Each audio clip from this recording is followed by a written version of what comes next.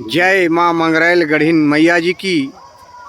अभी मैं सीतापुर ब्लॉक के मंगरैलगढ़ धाम में हूँ और यहाँ से आपको ये दृश्य दिखा रहा हूँ साथियों। बहुत ही मनोरम दृश्य है।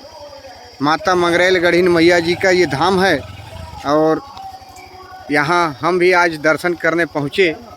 आप देखिए यहाँ की नज़ारा। मैया जी के इस पावन धरा पर बहुत ही सुकून शांति मिलता है। आपको भी मौका मिले तो आप भी ज़रूर यहाँ पर आएँ और माता जी का दर्शन करें। धन्यवाद। जय जोहार।